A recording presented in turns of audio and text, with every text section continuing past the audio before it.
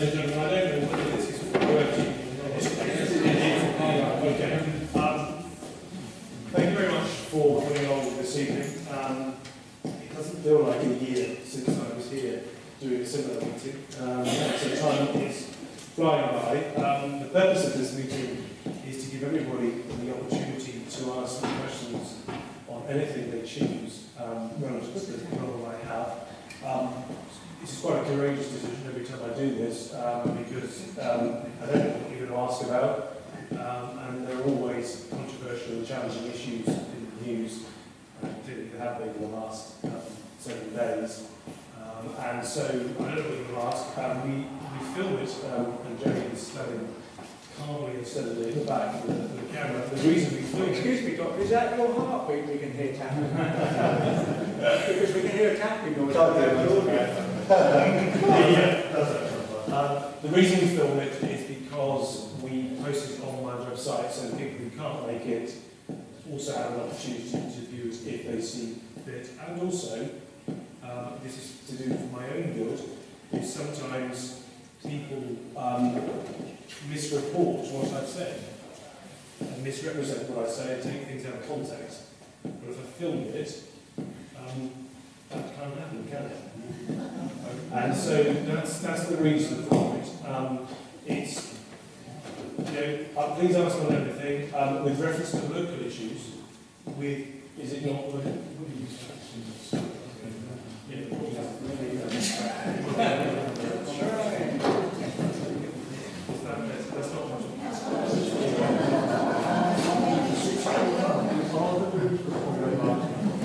Thank you, Lucy. That's much better, even I can hear myself now. With regards to local issues, there is a borough councillor in the room, and two borough councillors. Sorry, there's three. Any more? There are some borough councillors in the room, both for Wokingham and Bracknell Forest Council, and so I will sometimes ship questions on because there are areas which I don't have a responsibility for, and I have less knowledge of as a consequence. And so bear with me on that. So without further ado, you can fire away with the questions. My father is now going to be handing the microphone that wasn't working for me, but if you hold it quite close to your mouth, it does actually, I think, work. So please do try to, because not only is it for the camera, but it's also so that other people can hear your questions so that they can engage in the debate. So, who wants to go first? I'll go first. Okay. How confident are you that the alleged intelligence for the gas attack in Syria is absolutely genuine? Because I noticed on a website fronted by Craig Murray being the one time. Craig Murray being former in Uzbekistan, and he was actually in the Foreign and Commonwealth offices representative societies in the early 90s. Yeah. He writes that the listening post there was absolutely everything, and he's rather concerned that although the intelligence has been reported from a number of sources, nothing appears to have originated from this establishment Okay. that anything's going on. Okay, we're going to change the battery in that, I think. It may be that it's not working very well. The question was about how much do I trust the intelligence, in essence, with regards to the chemical attack in Syria. And this is always a difficult judgment. And the problem also is that who do you listen to in terms of where the source of the intelligence comes from. And I guess I should. I'm sure everybody in the room knows I voted against on Thursday evening, despite quite significant pressure being applied to me not to. And that judgment actually wasn't. It didn't come from having just sat in the debate. There are some people in the room who have been present at other events where I've spoken about Syria over the last 2 to 3 years. I visited Syria. I was the last political delegation actually to Syria in February 2011, and I had visited it previously as a medical student with a backpack on in 1998. And so it was a country which I had some interest in, and in the last 6 to 9 months, I've been writing an extended essay on the issue, on the country, which is yet to be published, but this has involved ringing a series of people around the world who've been kicked out by the Assad regime, as well as speaking to a whole variety of different people in order to try and get some sense of what is an incredibly complex situation. And so when it happened, and actually there was in Hansard, I made a speech actually after the Libya intervention, which I supported, in which I predict that Syria is next, and I asked the Prime Minister to be as consistent about that as Libya. And so 2 months later I spoke to relevant people in the Foreign Office privately, and I said that it was of my opinion that we should intervene immediately, that we should have a no-fly zone, that we should have a safe haven, because in my judgment it was only ever going to get worse. And so the earlier we went in and we provided safety for people, the quicker the regime would fall, and more likely that more moderate elements would then take control and power. And I was concerned about more extreme elements getting more and more strength. Unfortunately, I was poo-pooed, I was dismissed, I was told this wasn't possible, the US President wasn't interested, so therefore, what can we do? I persisted with this for at least 12 to 18 months and contributed in debates, all of which are available on my website. You can watch them and ask questions. Around about sort of March, April this year, primarily as I was writing, trying to bring together this piece of work, which I'd written in tandem with a young lad who used to be at Wellington College, who was doing a Middle Eastern Studies degree course at Exeter. I began to conclude that intervention, minimal intervention, sort of Tomahawk cruise missile intervention type thing, was not going to be appropriate, whatever the provocation.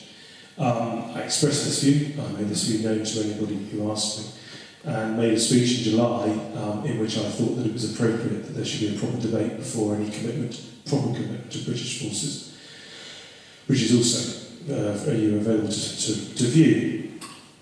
So when I arrived on Thursday, I had actually consulted people, I suppose you can call them sources, and had asked about the veracity of the intelligence.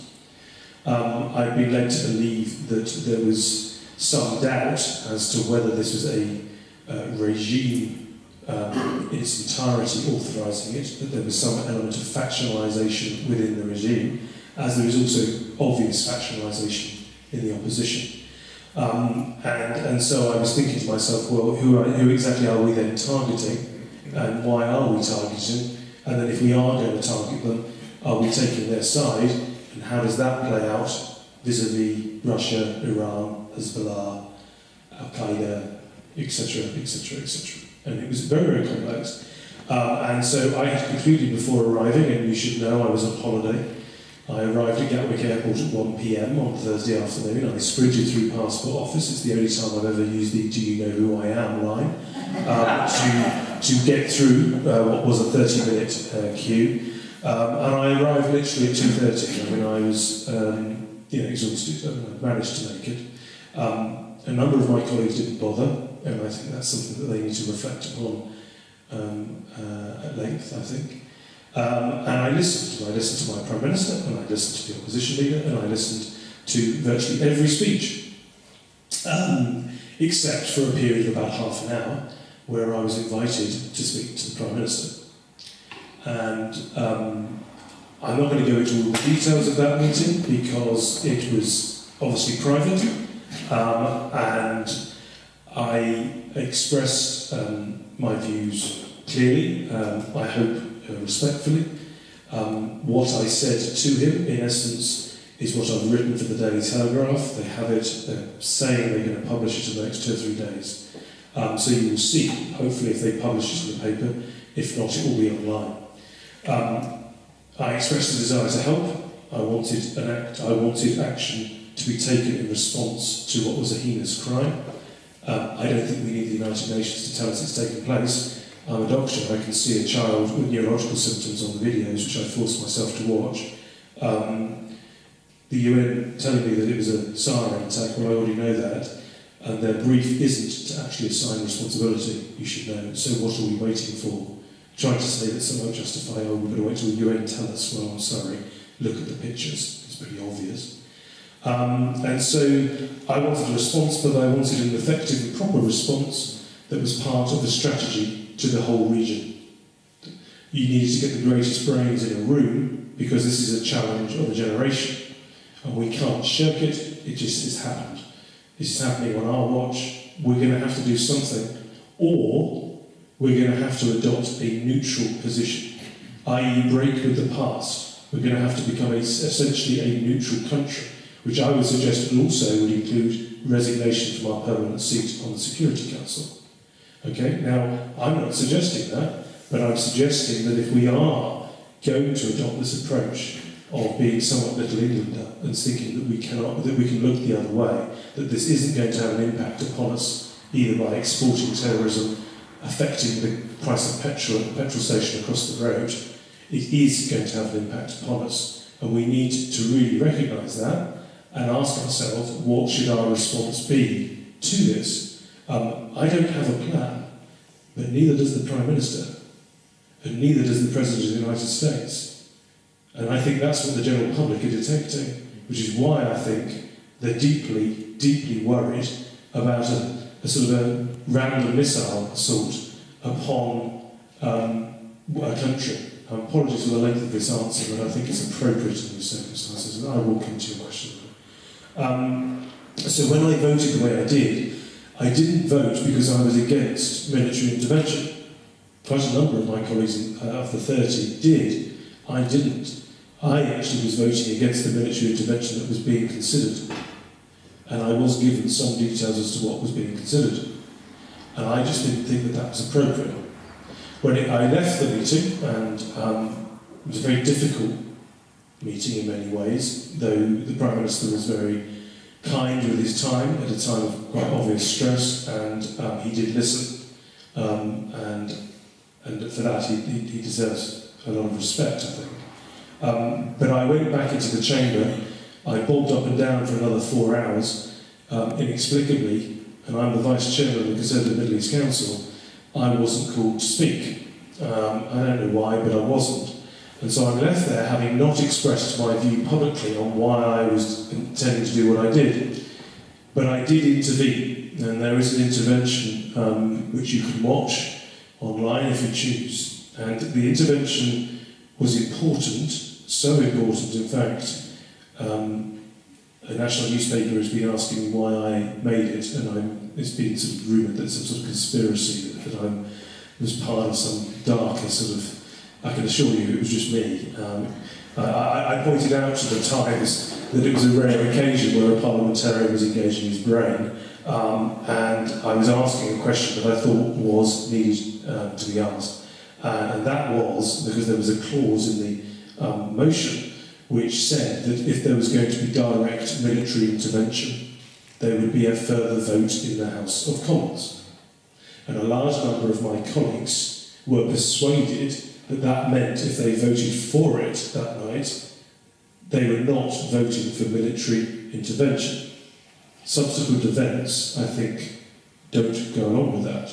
And what I intervened on was to point out, well, why are you saying direct military intervention?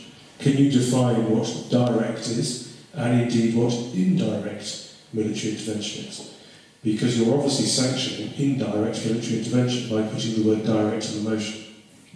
Nick Clegg, who had not a particularly impressive display, I must say, in the dispatch box closing the debate, failed to answer that question, failed to tell me what it constituted. I used an example of Akrotiri Air Base in Cyprus. Now, for those of you who don't know, Akrotiri Air Base is as British as where we're sat. It is sovereign territory. Okay, this isn't part of Cyprus, but it is sovereign territory. So if you were sat in Damascus, hypothetically, and your legs had just been blown off, and you found out that the plane that dropped the bomb that blew your legs off had taken off from British sovereign territory, Do you think you would be thinking that that was an indirect military intervention by the British state or a direct military intervention? I would suggest you would think it was direct. Now, that's not to say that I don't think artillery should be used by our allies, because I think it should. But I do think that it's important that parliamentarians get to actually vote on what is actually happening, and to understand what they are sanctioning and what they are not sanctioning. Because if there then had been a retaliatory attack, either a Scud missile, which is within range, by the way, of artillery, or the dreadful thing on London Underground with someone releasing siren, which has already happened in Tokyo, could I look people in the eye and say, if I voted aye, that somehow I wasn't responsible for the retaliatory measure? I don't think I could, which is why I did what I did.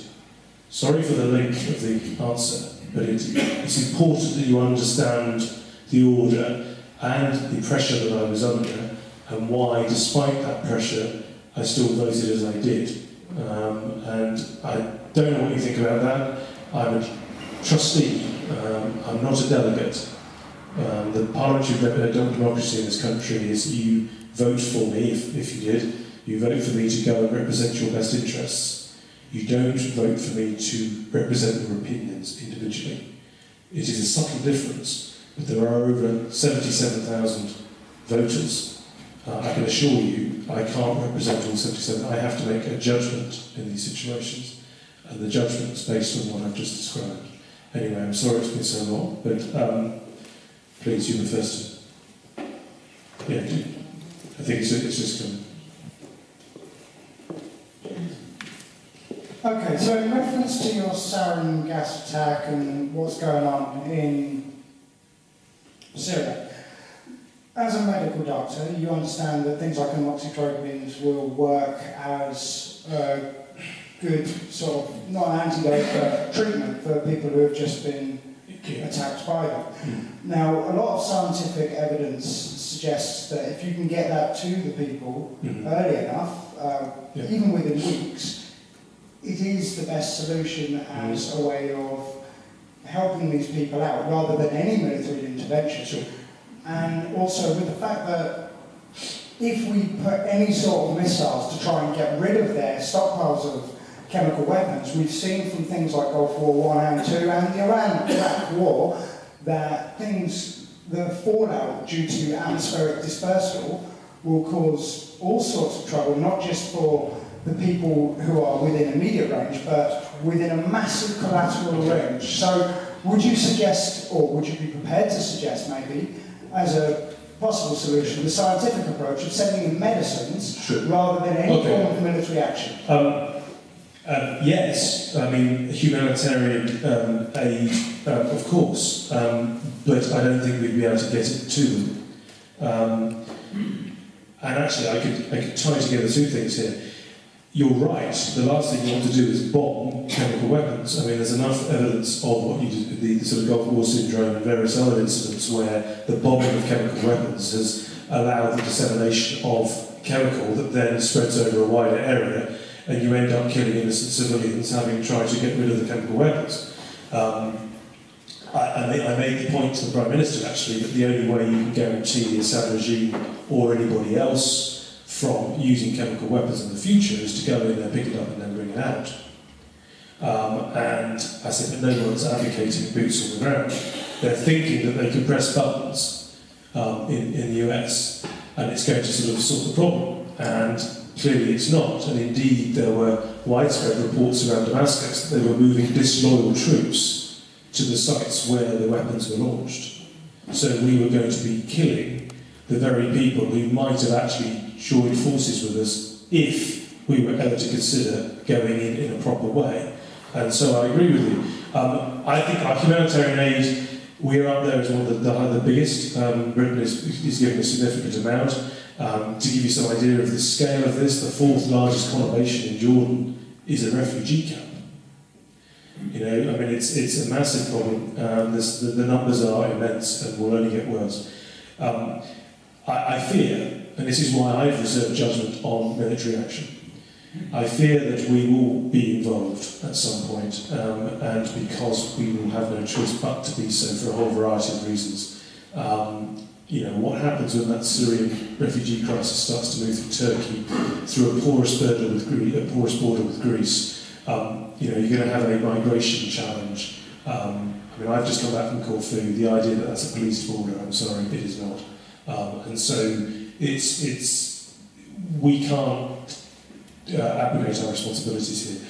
But if we're going to do something, at least let's make sure that it's a strategy, an approach that the greatest brains we can muster have thought through and decided upon. It might not be perfect, but I would rather come to this hall to persuade you of the necessity to commit troops, if that was the case, on the basis of a strategy that is, you know, watertight, or as watertight as possible, instead of coming to you, as I was expected to try and defend an emotional response to a tragic incident. You know, you cannot be a reactionary government in a 24-hour news media age. We've all got access to videos, to photographs, via telephones, PCs, whatever. I give you one thought. It's Dunkirk, it's 1940, and the troops have mobile phones, and they're filming what's happening, and the footage is being beamed back to Britain. I suspect if that footage had been seen in the homes of England and Wales and Scotland and Northern Ireland, we would have sued for peace.